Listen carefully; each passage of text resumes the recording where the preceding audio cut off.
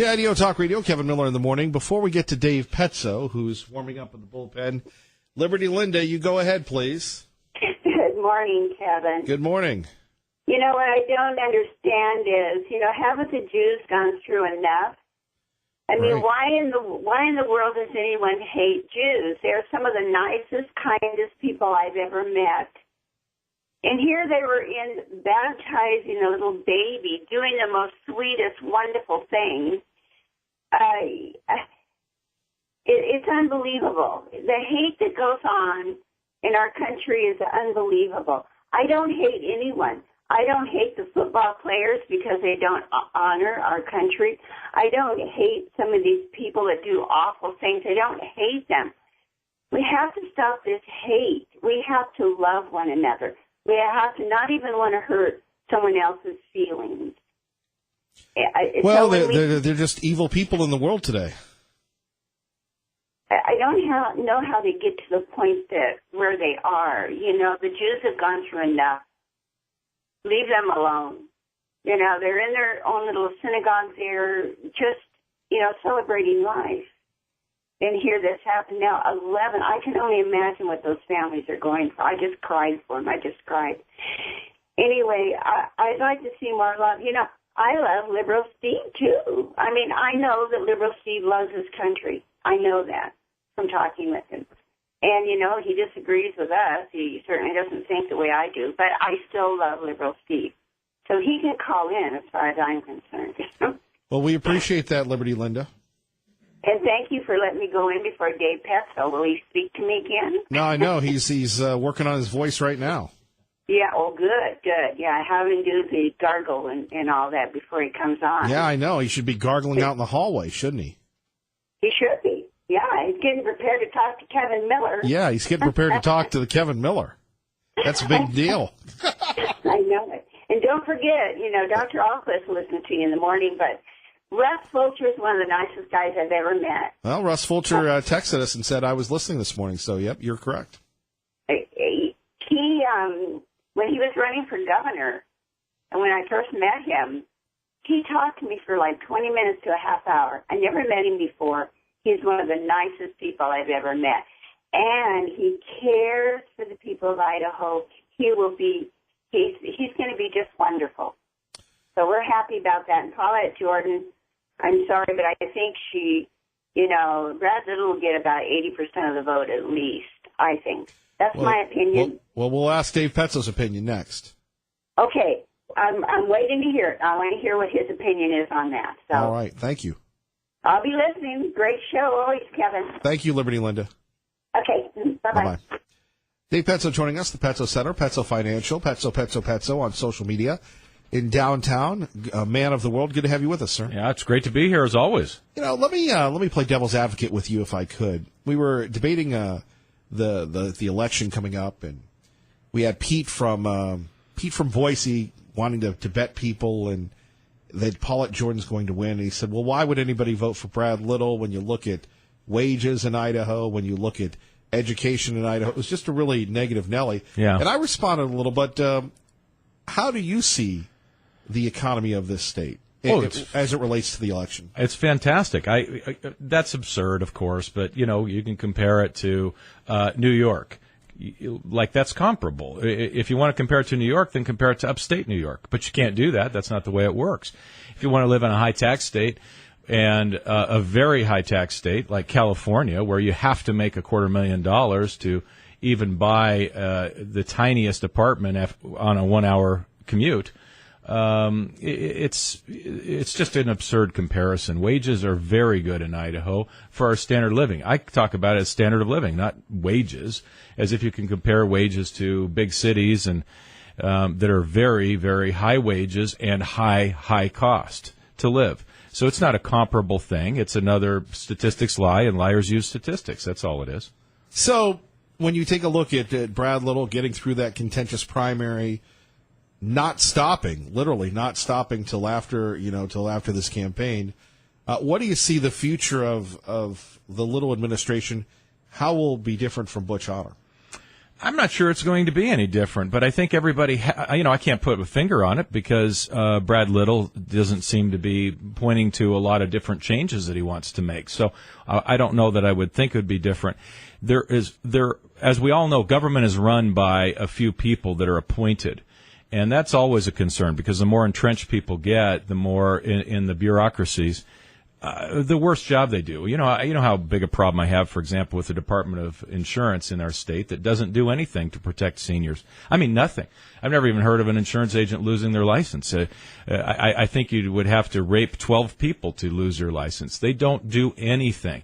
And as they get more entrenched, so I like to see administrations turn over, Kevin. I do. I like to see them come in and review, and I think Brad Little would do that. I assume he would. I think anybody would come in and say, okay, let's take a look at all of these things. Just because somebody's in and somebody's a political pal doesn't mean they just automatically get to stay in their job that is not doing a good job. Sure. But, you have the idea of repealing the grocery tax, which Otter was against that. We'll see how that plays out when Brad Little becomes governor.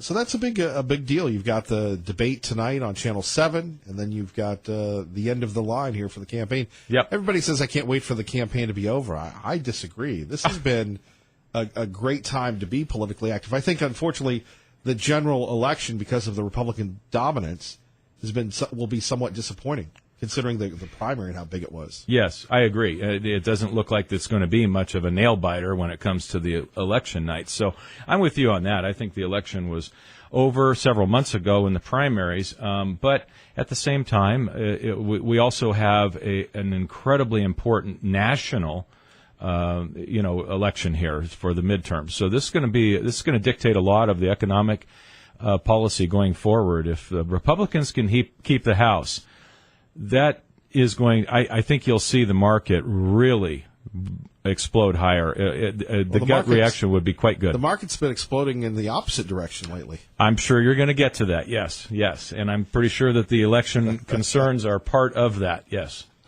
Well, it's more than the election concerns, isn't it? I mean, your beloved market's been taking a beat. What, lost 40% or something since 40 the games or something like that? I saw it somewhere. It lost 10%. Well, not in the last week, but I mean, since its high, it's lost. Since its high, it's lost 10%. Oh, 10%. Yeah, we just last week went into correction mode.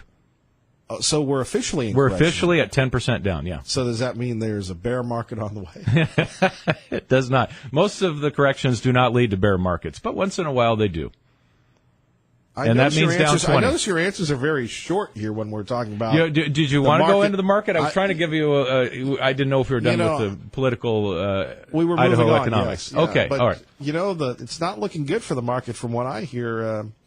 Many people, the market's taking. We even had Stephen Moore on, who came up with he and Larry Kudlow worked the economic policy with Donald Trump. Said, look, the market was taking a beating when we had him on. So, exactly. Yeah. So it's. And not I remember he said he was concerned about it. I'm concerned about it. I'm sure you're concerned about it. Of course. So what does this mean? This volatility in your beloved bull market might be the gig might be up. We've got higher oil prices. We've got higher interest rates. It's funny. I sound like Terry now. I'm rooting for the market to go down. Here, by the way, if you have a question, 580-5436, 580-KIDO. So you take a look at this and, what do you say? Well, energy prices have pulled back. They're also, quotes, officially in correction mode as well. Their prices have come down quite a bit. And again, that's not really a positive, Kevin, because that is signaling that there's concerns about global growth. We just printed a GDP number for the third quarter of 3.5%, Kevin. That's phenomenal growth. That's just terrific. And we still have very low inflation. Interest rates relatively are very low, and they are getting back to normal. So I don't think the Federal Reserve is going to slow down. Wait a minute. The interest rates are going up. They are, but they're still very low. Compared to 1976, yes, they're comparatively low. But not comparatively low to 2 or 3 years ago. I mean, they're going up. Well, they are. They've doubled. They're from next to zero, they have more than doubled, actually. Finally, we agree. They're up like fourfold. But what is that impact? Actually, eightfold. There's nothing, again, you're not getting that cheap money anymore, and people are worried about buying cars and such. Agreed. I know you're not worried. No.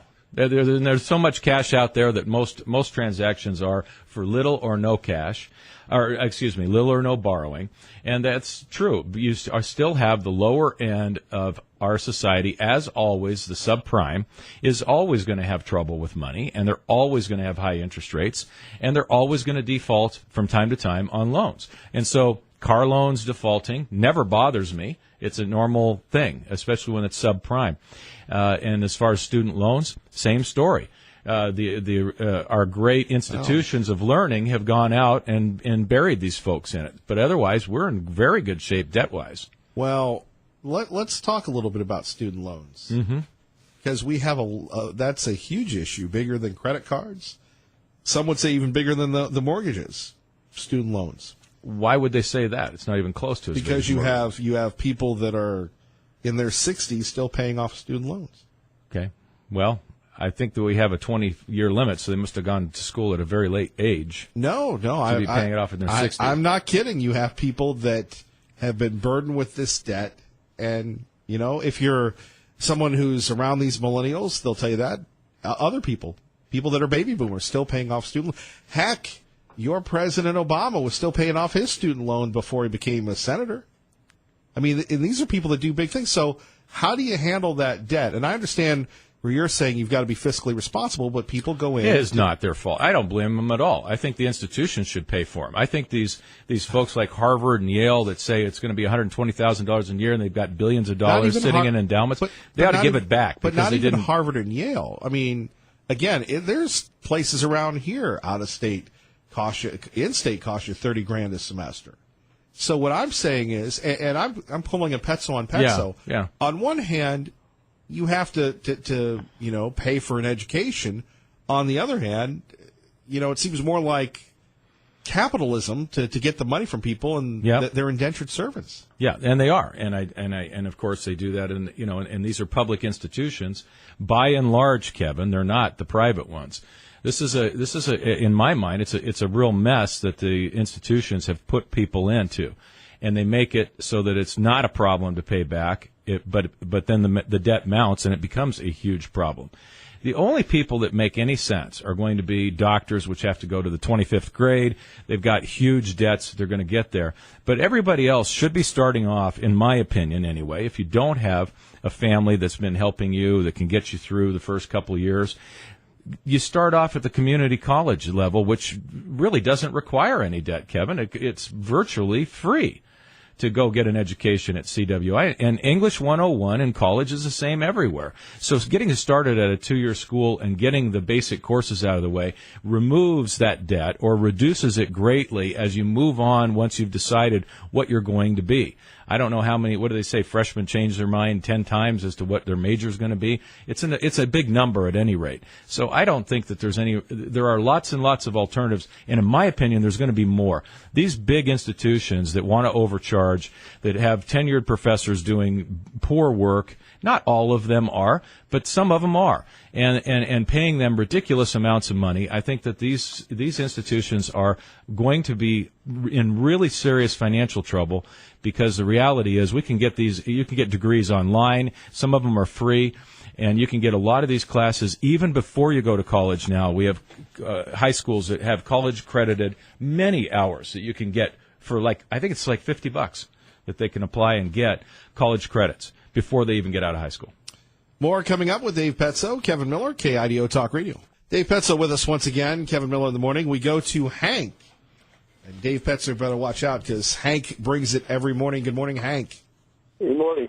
If you were governor, if you were Dave Petzo and could basically come up with a financial program, what tax reforms and regulatory reforms specific to Idaho that you think would improve the Idaho business conditions? It sounds like an easy question, but since I haven't obviously don't have a platform that I've thought about. But we endorse. Well, thank you for that, Kevin. But I think that I would probably feel more like this. I would really kind of come in with the idea that everybody is out and they can reapply for the job. I think that would help the bureaucratic side of things, because it has become. I think we are run very well. I think Butch Otter's done a very good job. I also think there's always time for fresh new people coming in, and that people do get entrenched, particularly in government, because you can't do things very well or very quickly. And I would want to have a fresh look where we could try to make some quick changes all the way through. And I know it sounds draconian, but it's not. These folks can get their job back and would probably be in first place to do it. I just think that we need to take a fresh look from a regulatory side all the way through and look at the departments, because they're the ones that run the government. As far as anything fiscally, Hank, I think we do pretty well, but I do think we are taxing at a fairly high level. But with our lower population base, I'm not sure. I'd have to look at the overall budget and figure out where you could cut, because, politically, you can't cut education. You can't, because we just have to always have endless amounts of money there.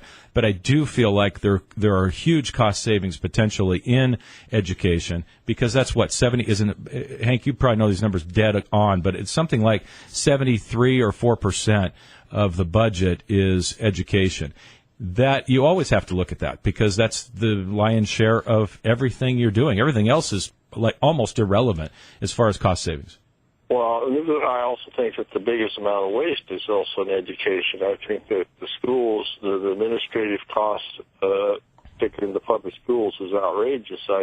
I think that when you have, let's say, Boise Independent Schools, which is the worst because they have the easiest tax thing, they don't have to go and appeal for maintenance, to the voters as much as any district because of the Boise City Charter. You have about practically 47-48% of their budget just administrative costs before you even get to It is. Teacher pay or anything else. I mean, it's unbelievable. Now, Hank, And I want you to answer Dave Petzo's question. Do you believe that Butch Otter has done a good job? Because you've been a critic of the governor for many, many years throughout your radio career here in the city of Trees. Well, Dave Petzo says Butch Otter's done a good job. What about you? I agree in part. Wait a minute. You're calling him Butchie Baby all the time. I call him Butchie Baby all the time because of the ethical problems then in his administration. This is what I've been through, and I am still very critical of that.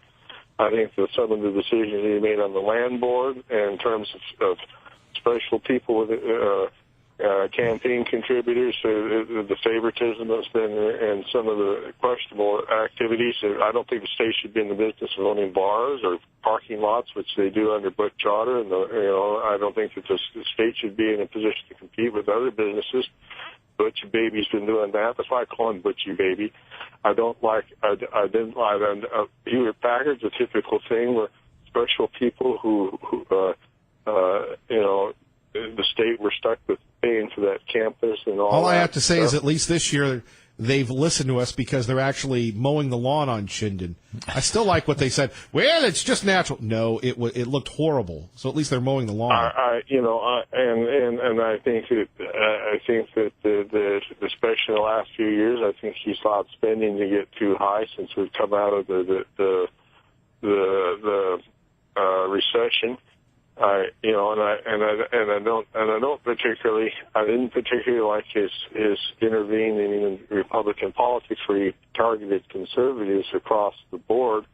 That was I've seen it where Butch intervened in the Ada County Central's Committee and some other areas that targeted. And I don't particularly like behind the scenes stuff he did in terms of stopping gun legislation. Well, I think you've answered that question, Hank. Anything else for Dave Petzo? He's just sitting here like a potted plant. Well, I didn't mean to go that direction, but the point that I'm getting at is that Florida and Texas don't have, for instance, income taxes. They have similar lobbies for education and stuff like that. Why couldn't the state of Idaho do more in terms of reduction of income taxes, in terms of creating a better business climate? I mean, this is what Florida and Texas do because they don't have an income tax. Can it be possible that we could do this? We've been stuck with it ever since C. Ben Ross was governor, and when they appealed. Why couldn't Idaho, for instance, phase out the income tax or greatly reduce it? No, I would agree. I'd love to see that. Again, what I'm trying to do is say from a practical perspective, we obviously have a budget that has to be met.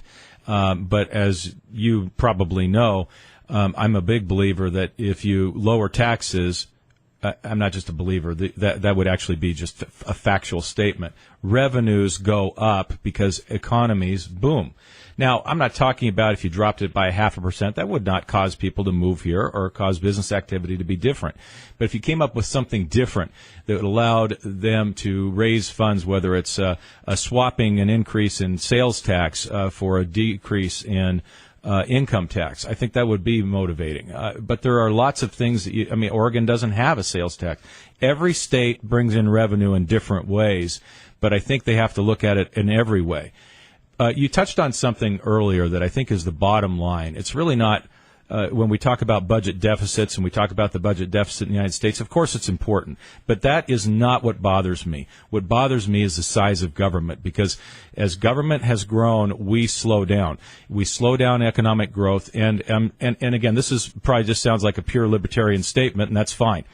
But we also constantly lose our freedom with every stroke of a pen from government. Every single one. And I think it's important for us to understand that law may not affect me, it affects the farmer. But then right around the corner, they stroke the pen again, and now I can't do something I could do before. I can't go somewhere I could go before. We have to realize that, or I can't start a business without untold amounts of red tape.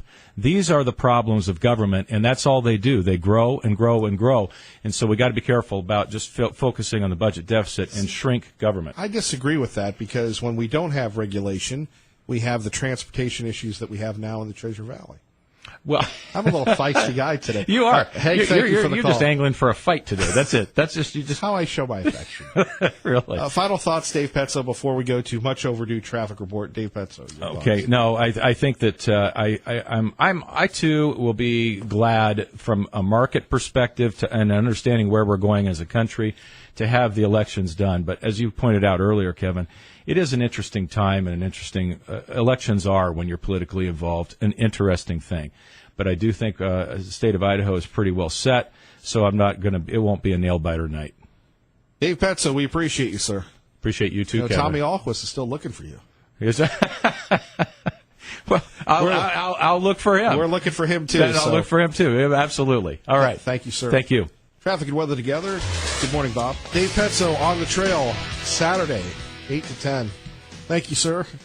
Always appreciate the spirited debate. So now we have people blaming President Trump for this horrific attack on the synagogue in Pittsburgh. It was in the Squirrel Hill area of Pittsburgh. People say that the president is responsible, that his tone and rhetoric are responsible, that he should tone it down, never mind everything else. Look, you've heard enough of me today. What about you? At 580-5436, 580-KIDO. This was earlier today on CNN. Special counselor to the president, senior advisor to the president, Kellyanne Conway, defending the president. The manner he has spoken in regards to these people. I think it's Tom safe to Steyer, say that Maxine Waters, the media. He's not going to change that today, tomorrow, before the midterms, in the wake of what happens. I've got a whole list here I can hold up, or I could just tweet it later, of everything that's been said on your network. Nazi concentration camps, racist, misogynist, pig. I don't even like repeating them, but I think they bear repeating this morning. You should feel some shame, too. Why are things like that said? Oh, are you taking a moratorium on that this weekend? I don't think so. You guys had a panel on yesterday. I couldn't believe that people on the panel were making all of this about them. This is about 11 murdered people of the Jewish faith. There you have it. And God bless Donald Trump. God bless his administration. Because no one, not George Bush, not Ronald Reagan, God rest his soul, not any Republican has had enough guts to have staff members and the principal call out the media.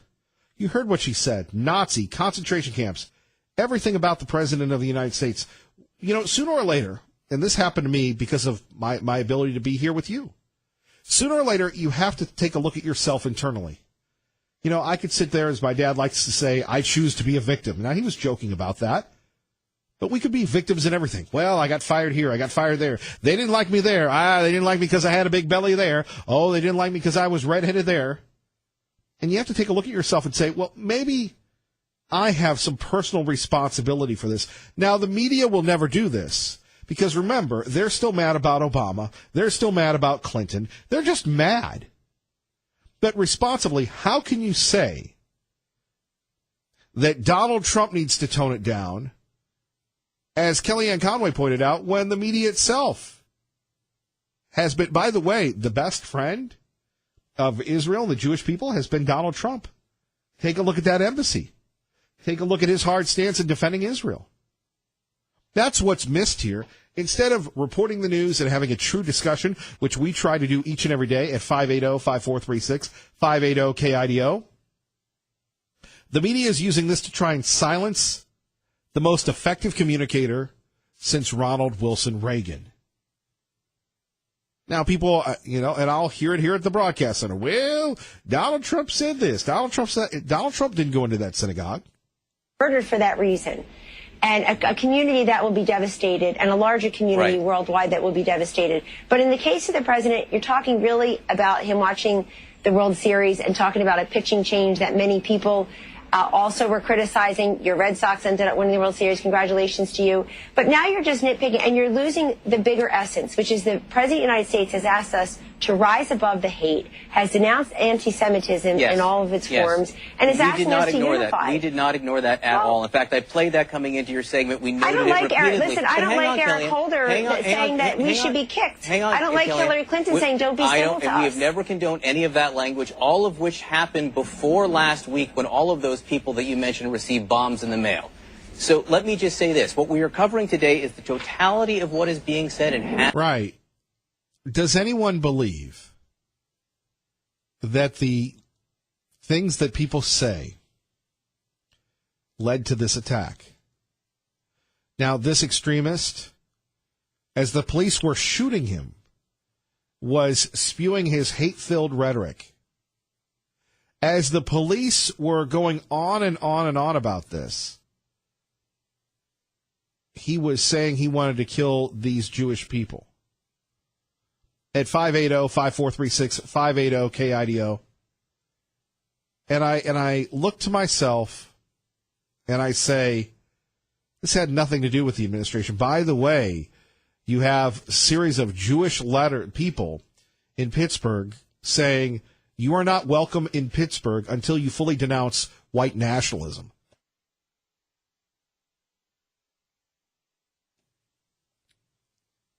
When did the president ever welcome white nationalism? Our Jewish community is not only the only group you have targeted, you have deliberately undermined the safety of people of color, Muslims, LGBTQ people, and people with disabilities. Yesterday's massacre is not the first act of terror you incited against a minority group of people in our country. You know, I'm sorry for what happened in that house of worship. I'm sorry for a place that I lived, Pittsburgh, right? I know Squirrel Hill. I know those folks. But to sit back and say, we have to do something about guns. Criminals, people that are mentally ill, are not going to obey the rules. This is not Canada. This is not Sweden. This is not Venezuela. Like it or not, this country was founded on God and guns. And the President of the United States saying, maybe it's time to arm people. As I know, people in the Treasure Valley, they have started to arm folks when going to church. Wish we didn't have to do that, but I wish there were a lot of things that we didn't have to do. Maybe that's the time and the era that we're living in. At 580-5436, 580-KIDO. But to sit back and say it's the president's fault, we need to get rid of the guns. We hear this all the time. We need to get rid of the guns. Well, the guy that was sending the bombs, he didn't have a gun. Is it time to get rid of the pipes? And look, this is the place you can say this without being judged. That is topic one at 580-5436, 580-KIDO. And, you know, on the other hand, the midterms continue.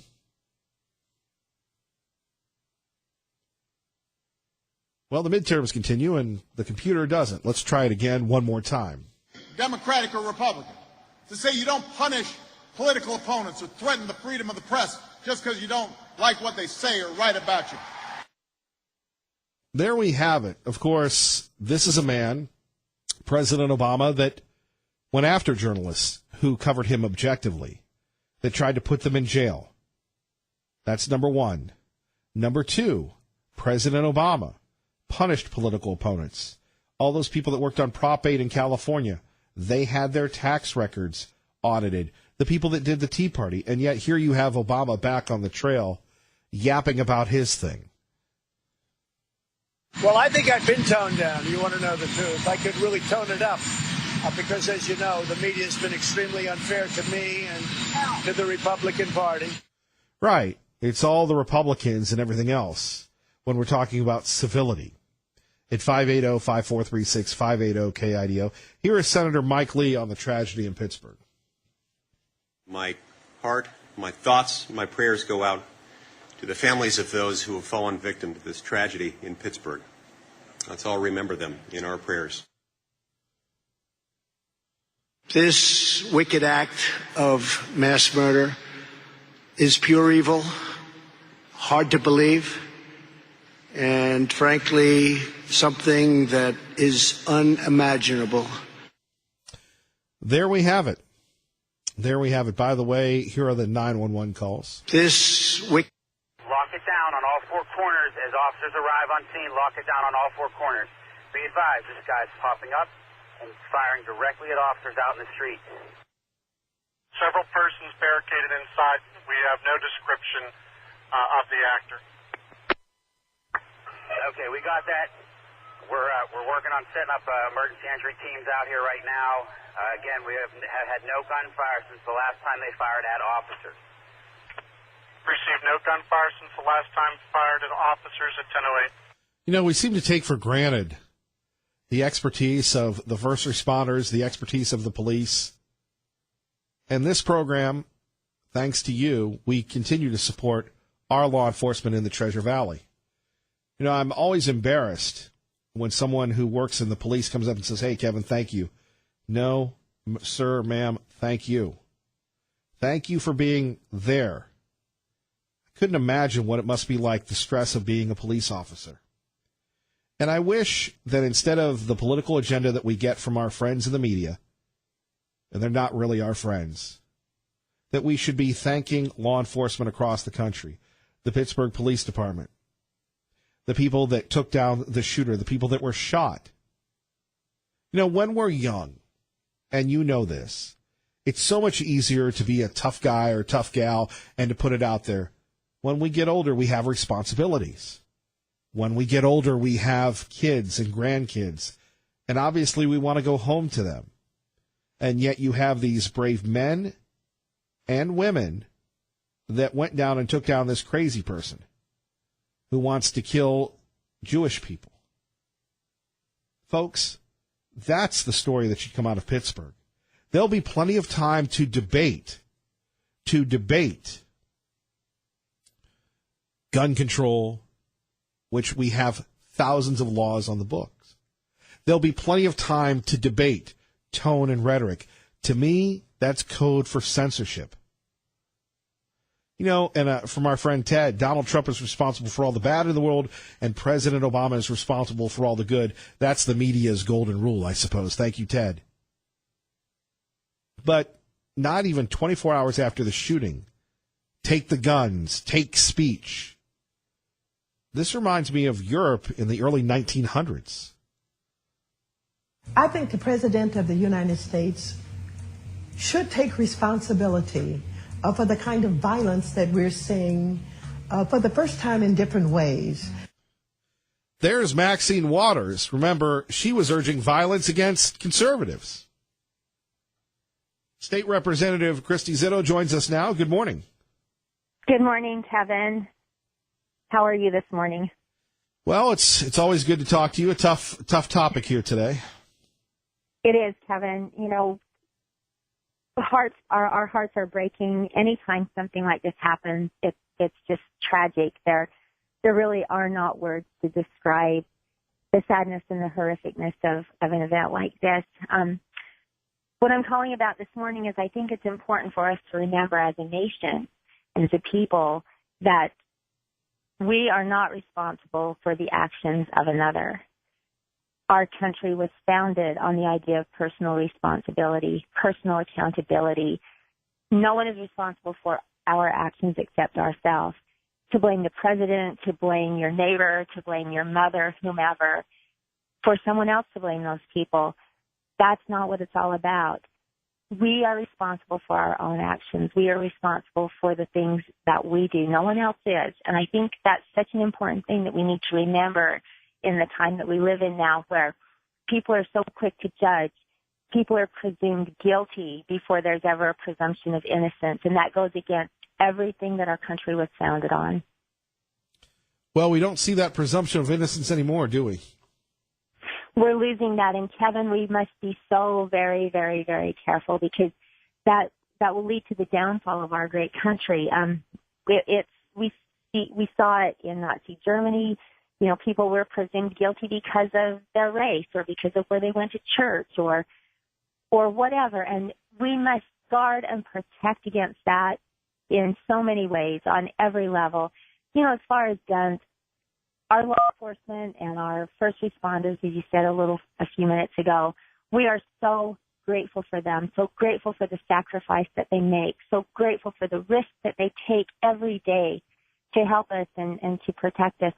But they have no constitutionally bound, that they're not constitutionally bound to protect us. The Supreme Court has ruled on that more than once. It is our responsibility to provide for our own safety. And we are so grateful to them and how they show up and what they do and how they put it all on the line.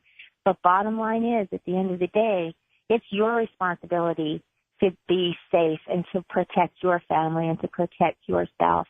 And we must, as a country and as a state, never, ever lose sight of that fact, that it comes down to personal responsibility, and that needs to be protective. Well said. Now, on another note, coming up Sunday, a big day at the Capitol.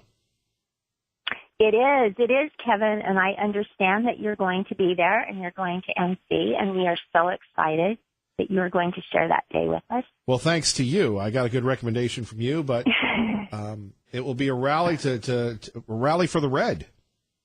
Well, it's a rally to unite. You know, I think the timing on this is perfect. This will be the second rally to unite in our state in just a couple of months.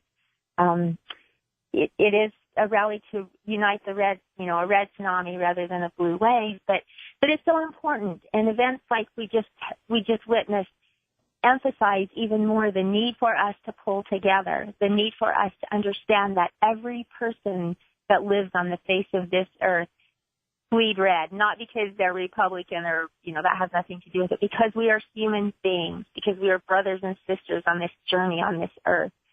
And it's time for us to unite, and it's time for us to come together and be strong as a nation and be strong as a state. We don't have to agree on everything. No one said we have to agree on every little issue. But let's operate in a realm of class and grace and dignity and respect our differences and respect who we are and come together and keep our nation safe, our state safe, and our state and our nation great and strong. And Kevin, I'm so excited that you're going to be there and a part of that. Well, I couldn't have done it without you, Representative Zito, so thank you. You stay out of trouble, and we'll see you Sunday. I will, Kevin. You take care. Have a blessed day. You too. Bye-bye. You're listening to Kevin Miller on KIDO Talk Radio. The election. It's all coming down to this. Kevin Miller in the morning, KIDO Talk Radio. Phone numbers 580-5436, 580-KIDO. Can't wait to hear what Lars Larson has to say. Lars involved in a controversy with carrying a weapon and a college. If you didn't catch his show, he'll tell us about that coming up. Remember, you can catch Lars each and every weekday from 6 to 9 right after Sean Hannity. Our time, well, time for traffic and weather together. You're pro. And Kevin Miller in the morning. You know, I don't know if you were out over the weekend. I was raking leaves. Oh, gosh. I don't know which is worse for me, wearing pants or raking leaves. And so I'm out there with Mrs. Miller. We're having a good time. And all of a sudden somebody comes up and starts asking me about Prop 1. They go, hey, or Prop 2, are you Kevin? I go, wow, I don't know this person. And they start telling me, well, how are you going to vote? And I go, well, look, I appreciate you coming out and soliciting door to door, but I'm not going to tell you how I'm going to vote. It's none of your business how I'm going to vote, right?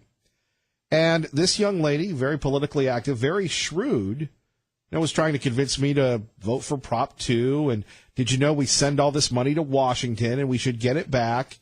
And then it hit me what Russ Fulcher talked about in the debate with, well, whoever he's running against on Channel 7 Friday night, that yes, the federal government will give us the money initially, but just like Obamacare, just like when Obama gave us all the money for new police officers, it's the bait and switch. The feds give you the money early on, and then they take it away. I'm still looking for an answer to that one, proponents of Prop 2. Maybe we can get into it next. Thank you all for listening. We so appreciate it. Fox News next, 107.5 FM, 580 AM. Good morning.